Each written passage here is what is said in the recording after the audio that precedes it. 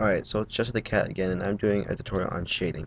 A lot of people ask me how do I shade, and basically my shading style is basically from the sun coming from up here and coming down, because that is what growl is basically. If you ever notice the growl character, the shadow is directly underneath the noob, so meaning that the sun is up here, even though we can't really, you know, get into technical stuff like that with growl because not not everything they have in growl is exactly according to the light source. So I did some two basic shapes, a square and a circle. Now for the square, obviously with this you can see that this is my top and then this is my bottom. Or not my bottom, but the face of the square.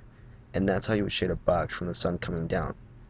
Now this does not really apply to the sun coming down, but I mean a lot of people, they like to shade from this direction too.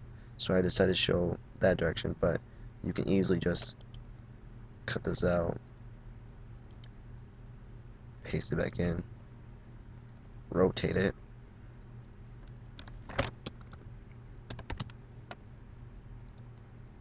rotate like that, even though that looks kind of weird, but still, you know, still applies to the light going up.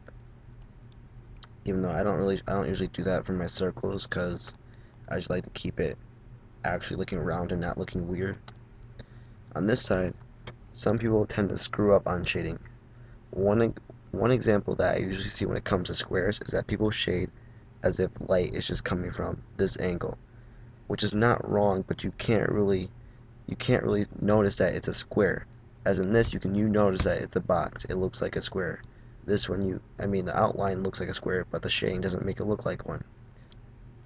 For the circle, a lot of people, even though this is really bad shading, they will they will tend to pillow shade it. Now, some people, they the reason why it's pillow shading is because they'll use a highlight and then make it, which makes it look really pillow shaded. But when you take this out and you you know you make the light source a little bit bigger and in an area where that's not trapped off, then it's not exactly pillow shading.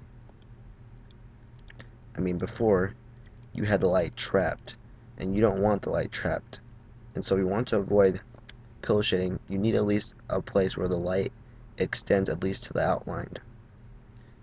So something like this, like I showed before, but I'll just do it again.